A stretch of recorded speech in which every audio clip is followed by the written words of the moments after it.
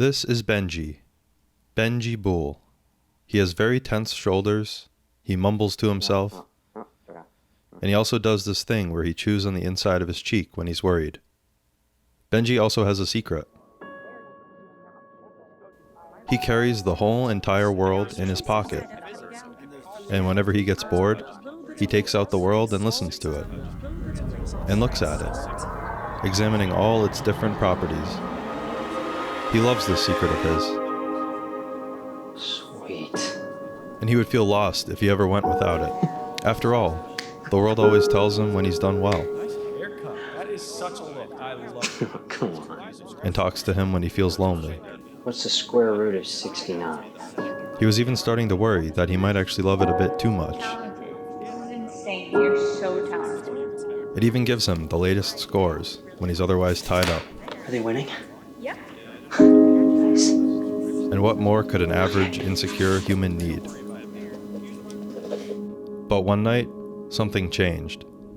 For the first time ever, the world said something mean to him. Something so mean that he was pretty sure nobody had ever been that mean to him in his entire life.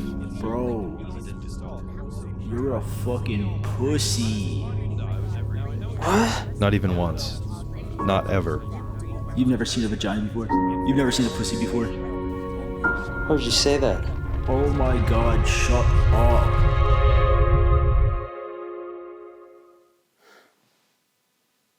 God. He couldn't sleep, he couldn't eat.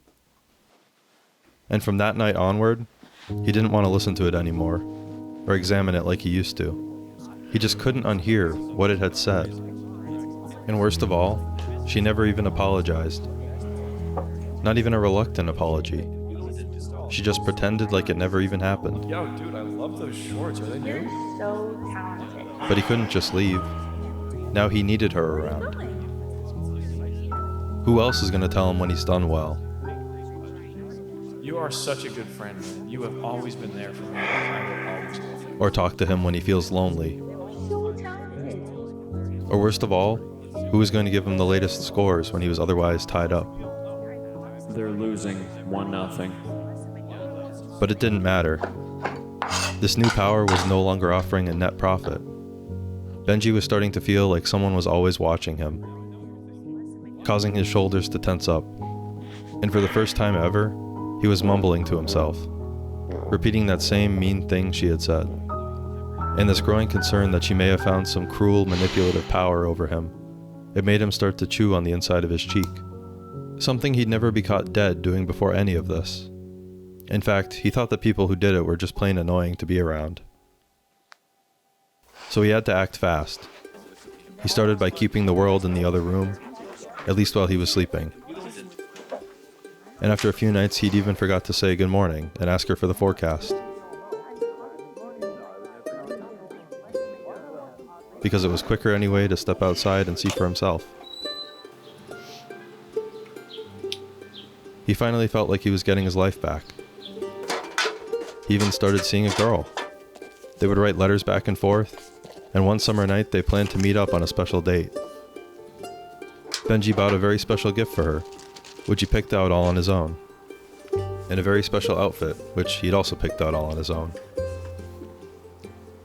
And as he waited for her, he noticed something he hadn't noticed in a very long time.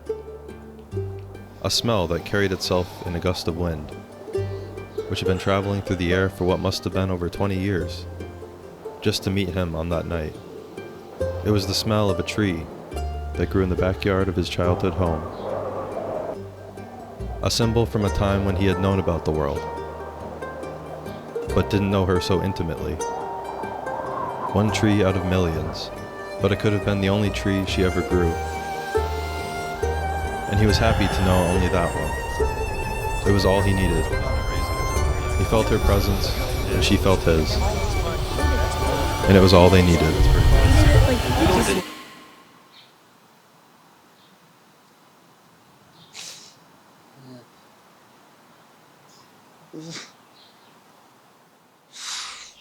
His date never showed. Not even a letter to explain.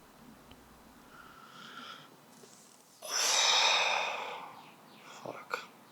And that smell dissolved back into the air he knew. exhaust pipes. After the hurt dulled a bit, a boredom crept in, and he found himself eagerly wondering about the latest scores for the game he'd missed.